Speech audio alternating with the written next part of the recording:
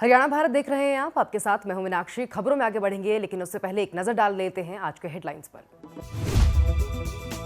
सरकारी रेट पर फसलें खरीदने के सरकारी दावे हुए हवाई साबित। ना ही फसल की सरकारी खरीद शुरू हो पाई और ना ही किसान अपनी फसल लेकर आए। कानून व्यवस्था को लेकर गृह मंत्री अनिल विज ने की बैठक में गृह सचिव समेत पुलिस विभाग के अधिकारी रहे मौजूद। सरकार ने किसानों के लिए किसान पोर्टल खोलने का किया फैसला। 5 और 6 अप्रैल को सरकार खोलेगी किसान पोर्टल। 1 अप्रैल से देश भर में वैक्सीनेशन का चौथा चरण हुआ शुरू। प्रदेश के सभी सामान्य अस्पतालों में निःशुल्क लगाई जा रही है कोरोना की वैक्सीन। रॉकी हत्याकांड के मुख्य आरोपी सहित 4 गिरफ्तार। 16 गोलियां मारकर की गई थी ट्रांसपोर्टर की हत्या। प्रदेश में 1 अप्रैल से सरकारी रेट पर फसलें खरीदने के सरकारी दावे हवाई साबित हुए। कई जगह ना तो किसी फसल की सरकारी खरीद शुरू हो पाई और ना ही किसान अपनी फसल लेकर आए। आढ़तियों ने अधूरे प्रबंधों और ठोस व्यवस्था नहीं होने के आरोप मंडी अधिकारियों पर लगा दिए।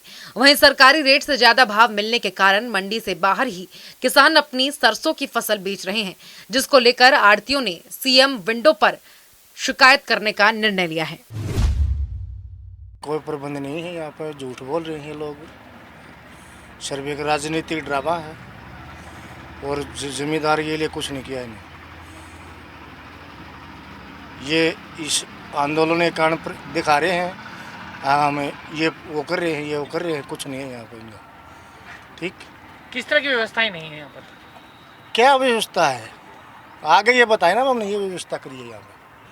पहले भी ऐसी मंडी थी यहाँ, पहले क्या नहीं था, अब क्या आ गया बताओ। वो आगे हमने ये लगाया है। कानून व्यवस्था को लेकर गृह मंत्री अनिल विज ने बैठक की। अनिल विज ने वीडियो कॉन्फ्रेंसिंग के जरिए ये बैठक बुलाई थी। इस बैठक में गृह सचिव समेत पुलिस विभाग के अधिकारी भी मौजूद रहे। सभी आईजी और जिला कप्तान भी बैठक में शामिल हुए। बैठक में प्रदेश में कानून व्यवस्था को लेकर चर्चा की गई। साथ ही बता दें कि किसानों के आंदोलन और विपक्ष के आरोप के बीच इस बैठक को काफी अहम माना जा रहा है। प्रदेश सरकार ने किसानों के लिए एक बार फिर किसान पोर्टल खोलने का फैसला लिया है। 5 और 6 अप्रैल को सरकार किसान पोर्टल खोलने जा रही है। साथ ही बताते चलें कि मेरी फसल मेरा ब्यौरा पोर्टल के पंजीकरण से वंचित किसानों को एक बार फिर मौका दिया जा रहा है। साथ ही किसान अपनी नजदीकी सीएससी सेंटर पर भी पंजीकरण करा सकते हैं। बताते चलें, सिरसा जिले में अब तक 70,795 किसानों का पंजीकरण हुआ है, जबकि 30 से 40% किसान अब भी इससे वंचित हैं। 1 अप्रैल से देश भर में वैक्सीनेशन का चौथा चरण शुरू किया गया, जिसके तहत 45 साल से ज्यादा उम्र के सभी नागरिकों को वैक्सीन लगाकर चौथे चरण की शुरुआत की गई। और टीका लगवाने के लिए पहले रजिस्ट्रेशन कराने की जरूरत नहीं है, केवल अपना कोई भी पहचान पत्र दिखाना होगा। बताते चलें कि प्रदेश के सभी सामान्य अस्पतालों में कोरोना की वैक्सीन लगाई जा रही है और वैक्सीनेशन का समय सुबह 9 बजे से शाम 6 बजे तक रखा गया है। अप्रैल से vaccination 45 years and above population का लगाने के लिए जो चरण चलाया जाएगा, उसमें सभी लोग जो 45 साल से ऊपर की उम्र के लोग हैं, 45 और 45 से ऊपर के जो उम्र के लोग हैं, वो सभी अपना वैक्सीनेशन करा सकते हैं। इससे पहले 45 एंड अबव में विद कोमॉर्बिडिटीज के लिए ही खोला गया था, लेकिन अब इसमें सभी शामिल हैं। फरीदाबाद पुलिस को बड़ी कामयाबी हासिल हुई है। पुलिस ने ट्रांसपोर्ट रॉकी हत्याकांड के मुख्य आरोपी विनोद उर्फ बिन्नू सहित 4 आरोपियों को सेक्टर 17 और सेक्टर 30 राजस्थान के अलवर से गिरफ्तार कर लिया है। बताते चलें कि 50,000 के इनामी बदमाश बिन्नू ने भाई की हत्या का बदला लेने के लिए बदमाश कुलभूषण के भाई रॉकी की गोली मारकर हत्या कर दी थी।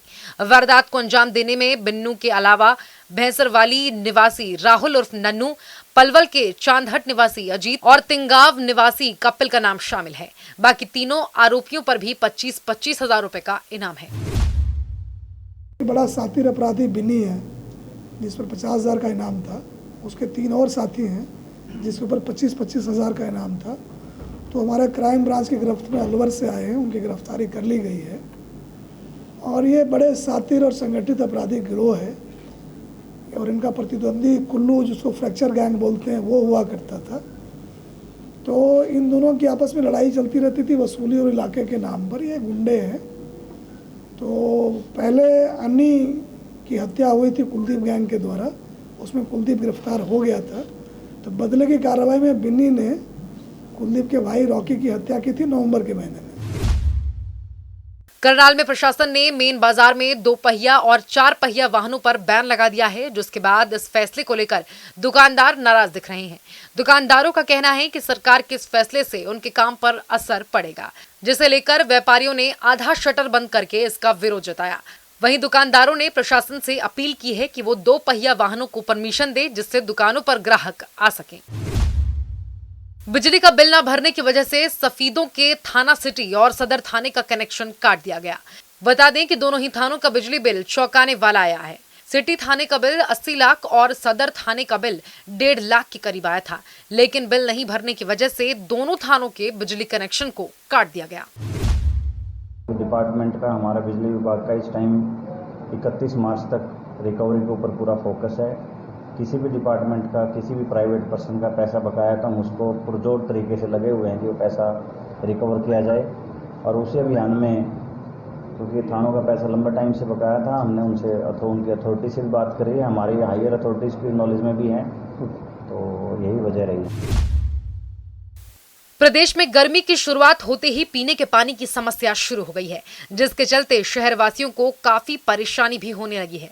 इसी को लेकर रोहतक शहर की रैनकपुरा कॉलोनी निवासी ने शहर के अंदर सड़क को जाम किया। कॉलोनी वासियों का कहना है कि जन स्वास्थ्य विभाग हर घर को हर रोज पानी देने का दावा करती है, लेकिन उनके घरों में सरकारी नल से कोई पानी नहीं आ रहा है। अगर थोड़ा बहुत पानी आता भी है तो वो टूटी हुई लाइनों की वजह से काफी गंदा पानी है। इसलिए वो मांग करते हैं कि गर्मी के मौसम को देखते हुए पानी की व्यवस्था को दुरुस्त किया जाए। और जी हमारे रैनकपुरे में कई दिन से पानी नहीं आ रहा है, और अब से ही नहीं बल्कि 3-4 साल हो गए यह समस्या है। हर साल हम ऐसे रोड जाम करे हैं, और पानी तो देखो सब नहीं चाहिए है। जिसमें पानी नहीं मिलता वे अपनी जो सरकारी लाइन है उनमें तोड़ दे हैं, फिर आगे पानी पहुँचता नहीं। और जगह जगह गड्ढे खुदे हुए हैं, उनमें गंदा पानी जा रहा नाले का, सीवर का। और हम रैनकपुरे वाले सभी इतने परेशान है। एक आधा टैंकर आ है, उस पर गाँव वाले की लड़ाई मच है, और किसी का तो ये मोटर वगैरह लगा करंट भी लग जाए है, मौत का भी खतरा रहा है। लेकिन प्रशासन है ना हमारी तरफ मुंह फेर कर बैठी हुई है, कोई भी इसके ऊपर सुध बुध नहीं ले रहा। भिवानी में आदर्श महिला महाविद्यालय के ग्राउंड में अज्ञात कारणों के चलते सूखे घास, फूस और लकड़ियों के ढेर में आग लग गई। सूचना पाकर मौके पर पहुंची फायर ब्रिगेड की टीम ने आग पर काबू किया। वहीं इस हादसे में जानमाल का नुकसान नहीं हुआ। आग किन कारणों से लगी, फिलहाल इसका खुलासा नहीं हो सका है। फिलहाल आग लगने के कारणों की जांच की जा रही है। तो उसके लिए हम बुझाने के लिए आए थे, तो यहाँ घास वगैरह या कोई पेड़ पौधे थे, वहाँ अचानक आग लग गई किसी वजह से, तो अब वो मौके पर आके बुझा दी गई है। और नुकसान ज़्यादा नहीं है, इस तरह पेड़ पौधे थे, कुछ लकड़ियाँ वगैरह पड़ी थी, वहाँ उसी में आग लगी हुई थी। इसी के साथ हरियाणा की खबरों में फिलहाल इतना ही। देश और दुनिया की बाकी खबरों के लिए आप बने रहिए हमारे साथ और देखते रहिए हरियाणा भारत। नमस्कार।